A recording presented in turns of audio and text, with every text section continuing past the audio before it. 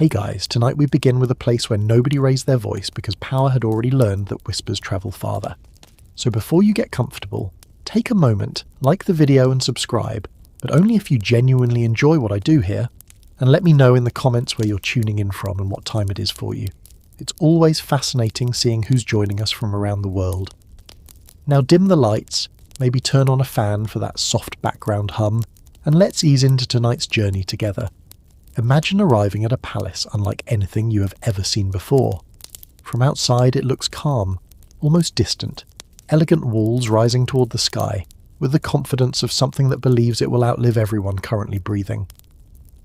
The gates are enormous, the courtyard's immaculate, fountains murmuring softly beneath sunlight as servants move with quiet precision. Everything appears peaceful, everything appears controlled. And that should worry you immediately because history has a habit of making dangerous places look beautiful. You're young, uncertain, and very aware that your future has just become invisible. Behind you, the world you knew is gone. Ahead of you stretches a network of rooms, halls, gardens, corridors, and rules you do not yet understand. Nobody explains much at first. Nobody rushes toward you dramatically. There are no speeches welcoming you into some grand destiny. Instead, there are glances. Measured glances, curious glances, evaluating glances. People notice how you walk, how you stand, how long your eyes linger on objects, whether you look nervous, whether you hide your nervousness, whether your smile appears genuine or rehearsed. You begin realizing something uncomfortable very quickly. People here are always watching, not because they dislike you personally, not because they are cruel, simply because observation is survival. In places connected to power, information matters more than emotion. A person who notices small things survives longer than someone who doesn't. You are guided through long corridors lined with geometric patterns and soft light falling across polished floors. Somewhere music drifts through distant rooms. Somewhere conversations stop briefly as you pass. Somewhere somebody notices that you look toward the sound for exactly 1 second too long. You keep walking. You begin understanding that this place has rules nobody writes down. You can feel them without seeing them.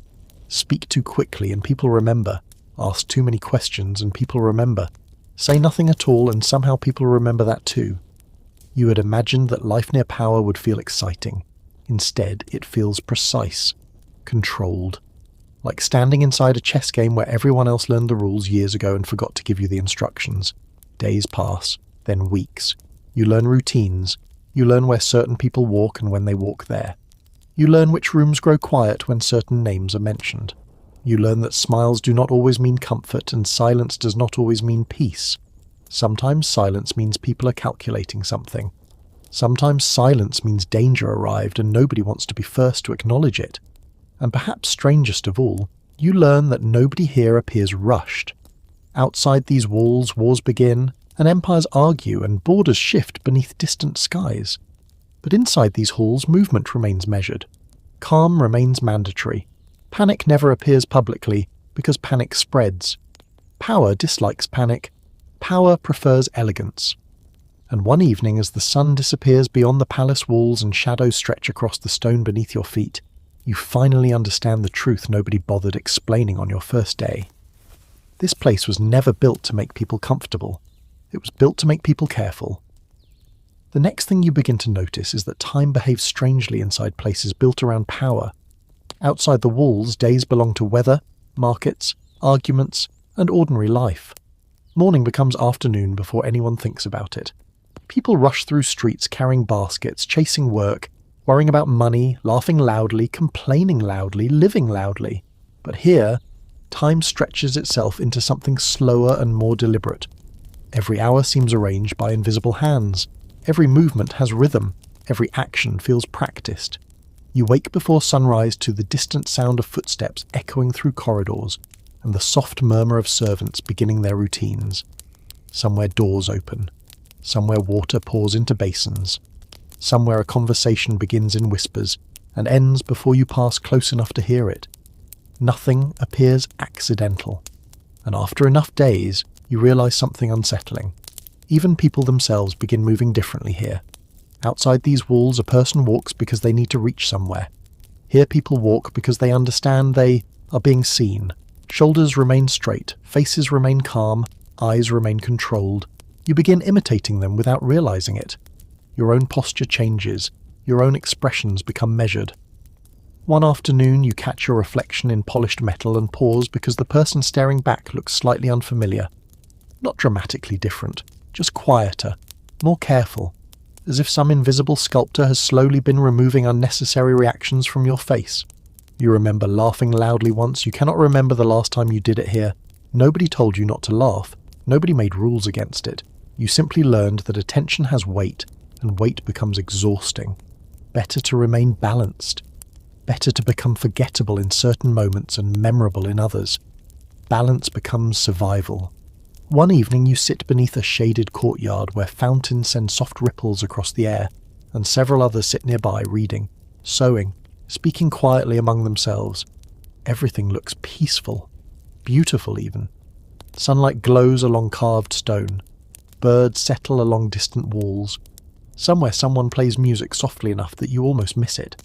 And yet beneath all this calm you feel something else moving beneath the surface, something difficult to describe, tension without movement, competition without argument, because by now you understand that people here are not merely living beside one another, they are studying one another, watching patterns, remembering details. One person suddenly receives better treatment than before, another begins appearing in different rooms at different times, someone else stops attending certain gatherings entirely. Nobody comments openly, nobody asks questions, but everyone notices. Everyone always notices. The strangest part is realizing how much information can travel without words. A delayed greeting becomes a message. A missing invitation becomes a message. Someone turning their head half a second too slowly becomes a message. You start seeing entire conversations happen without speech. A glance across a room, a brief hesitation, a smile arriving too late, signals everywhere. And suddenly you understand why memory matters so much here, because forgetting details means becoming blind. And blindness near power has always been dangerous. One night rain begins falling beyond the windows and you find yourself unable to sleep. You walk quietly through empty corridors where lantern light flickers against walls and distant thunder rolls beneath the sky. The palace feels different at night. Larger somehow. Stranger. During daylight it feels organized and alive. At night it feels like something sleeping with one eye open. You stop near a window overlooking dark gardens below. Rain drifts across trees and stone pathways shining beneath moonlight. Everything looks peaceful. Too peaceful. Because now you understand something important. Places connected to power often appear calm precisely because everyone inside is working very hard to keep them calm. Stability does not happen naturally. Stability is built every day through observation and caution, and people swallowing thoughts they wanted to speak aloud. You stand there listening to rain, and for the first time since arriving, you realize something that sends a small cold feeling through your chest. You thought you had entered a palace, but perhaps that was never entirely true. Perhaps what you entered was a machine, a beautiful machine, a quiet machine, a machine built from routines and rules and people learning exactly who they needed to become in order to survive inside it. After enough time passes, something strange begins happening, something so gradual you barely notice it at first. The palace no longer feels confusing. That should comfort you. Instead, it unsettles you. Because the corridors that once felt endless now feel familiar. You know which staircase remains quieter in the afternoons. You know where sunlight falls across certain windows just before evening. You know which servants move quickly and which move carefully. You know who speaks often and who only speaks when absolutely necessary. Without realizing it, you have started building a map in your mind, not a map of rooms or doors, but a map of people. And people, you slowly learn, are far more complicated than architecture. You begin seeing patterns hidden beneath daily routines. Certain names appear repeatedly in conversations without appearing too often. Certain people always seem to arrive moments before important events happen.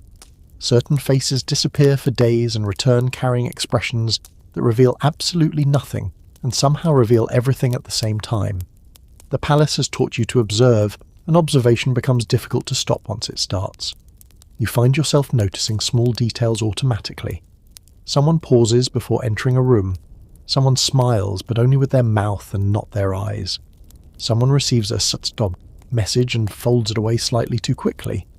None of these things seem important alone. Together they become stories. Stories hidden beneath the larger story everyone pretends is the only one that exists. Because by now you understand something fundamental about places close to power. Official events matter, unofficial moments matter more. One afternoon, you're walking through a shaded courtyard where fountains send soft waves of sound across warm air when you notice two people sitting nearby beneath carved arches. They are not speaking, at least not directly. One comments on the weather, the other replies about birds migrating earlier than usual. To anyone listening casually, it sounds meaningless, harmless. But then one of them mentions timing, and the other glances downward for half a second before changing the subject. And suddenly you realize you're not hearing a conversation. You're hearing negotiation disguised as politeness. You keep walking without looking back because by now you have also learned another lesson. Looking too interested creates problems. Curiosity is useful only when hidden. Visible curiosity makes people curious about you in return, and being studied feels very different once you understand what studying truly means here. You remember your first days inside these walls when you believed people watched others because they were bored. Now you know better. Observation is protection. Observation is preparation. Observation is survival. The people who last longest here are rarely the loudest or most impressive. They're usually the people who notice changes before anyone else notices them. Because changes always arrive quietly at first. A person begins eating meals elsewhere. A routine shifts slightly. Certain names stop being mentioned. Tiny adjustments, tiny ripples, and yet sometimes entire futures begin with movements small enough most people never see them. Days continue passing, and eventually you realize something else. You miss ordinary uncertainty. Outside these walls, uncertainty felt natural. Life changed because weather changed, or money changed, or luck changed. Here uncertainty feels different. Here uncertainty feels designed, controlled, like standing on a floor that looks solid until realizing someone else built it and understands exactly where the weak points are. Some evenings you sit alone beneath fading light, watching shadows move across distant walls, and wonder whether everyone around you feels this same quiet pressure, or whether they adapted long ago. Perhaps they stopped noticing it. Perhaps they learned to breathe inside it. Humans adjust to almost anything eventually. That thought should probably reassure you. Somehow it doesn't. Because adaptation always costs something. You're simply not always aware of the price while paying it. And then one evening something small happens. So small that another version of yourself from months ago would have ignored it completely. A servant passes nearby carrying folded cloth and pauses briefly after seeing someone entering a distant room. Just for a moment, barely noticeable. Then they continue walking normally.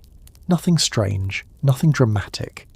Yet immediately you feel something tighten in your thoughts because now you understand that pause meant something.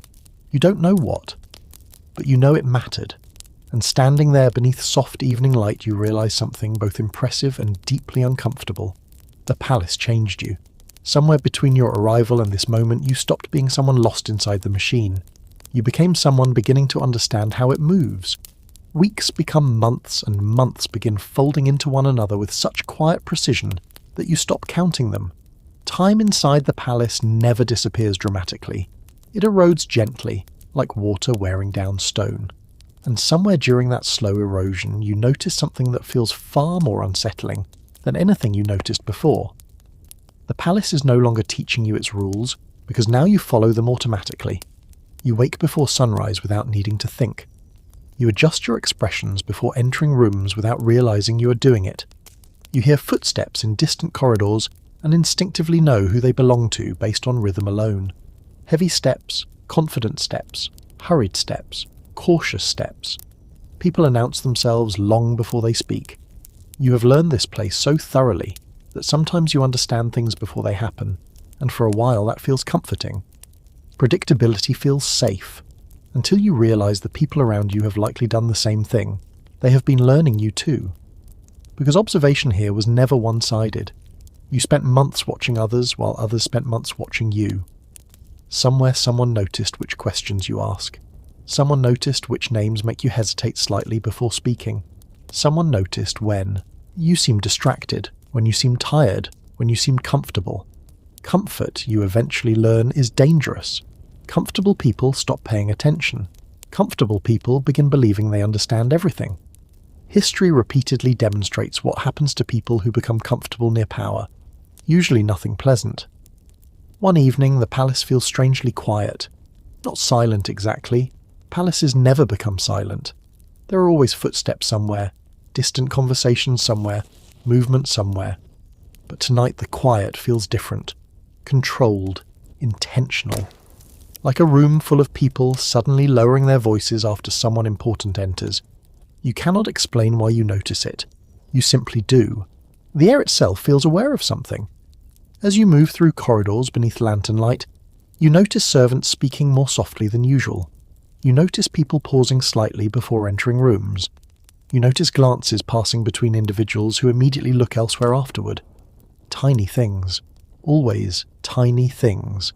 But by now you know large events rarely announce themselves with dramatic music and thunder. Large events begin with small irregularities. You continue walking, telling yourself perhaps you are imagining things. Perhaps you're becoming too sensitive to patterns. After all, spending enough time searching for meaning causes people to discover meaning everywhere. Human minds enjoy turning shadows into warnings, and yet the feeling remains. You step into a courtyard where night air drifts softly across stone and pause beside a fountain reflecting fragments of moonlight. Everything looks beautiful, calm. The gardens stretch beneath silver light while distant trees sway gently beyond walls. For a moment you feel almost foolish for worrying. Then someone passes behind you, not quickly, not secretly, calmly, respectfully. But they stop for half a second before continuing. Half a second, that's all. Long enough to acknowledge your presence, long enough to evaluate something, long enough to remind you that you are still being observed. You stand there listening to water moving through stone and suddenly remember your first days here. You remember arriving convinced that danger looked obvious. You imagine threats appearing loudly, dramatically, like stories people tell children. But real danger almost never behaves that way. Real danger arrives politely. It arrives organized. It arrives wearing perfect manners and patient expressions. It arrives quietly enough that people continue drinking tea while standing beside it. And perhaps that is why places built around power become so complicated. Not because people are naturally deceptive, but because consequences become heavy enough to make honesty feel expensive. Everyone begins managing themselves, managing reactions, managing words, managing silence, until eventually you stop knowing where performance ends and personality begins. You wonder whether everyone feels this way. You wonder whether they lie awake some nights staring into darkness, questioning which parts of themselves still belong entirely to them. Or perhaps they stopped asking long ago. Perhaps survival simply replaced certainty. Somewhere bells sound softly through distant halls, announcing another hour passing unnoticed into history. Another ordinary evening, another perfectly normal night inside a perfectly beautiful palace where absolutely nothing appears wrong, and standing there beneath moonlight, with fountains whispering and shadows stretching across stone, you finally understand the strangest truth of all. The palace was never dangerous because of secrets hidden inside its walls. The palace was dangerous because eventually it taught people to become secrets themselves. And now something strange begins to happen. The palace grows quieter. Not truly quieter, of course. The Ottoman palace was never silent. Somewhere there were footsteps against polished stone, distant voices behind carved screens, fountains speaking endlessly to themselves. But the noise changes. The loud ambition disappears first. The confident laughter becomes softer. The people who once walked quickly through corridors begin walking carefully, because everyone inside the harem eventually learns a lesson no tutor formally teaches. Power does not arrive dramatically. It leaves dramatically.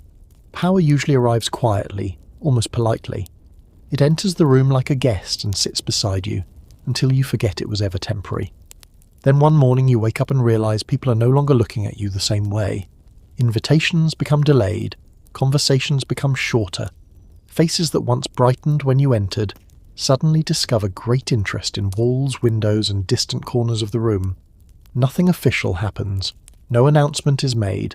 Nobody informs you that the weather around your life has changed, but it has, and everyone except you noticed it yesterday.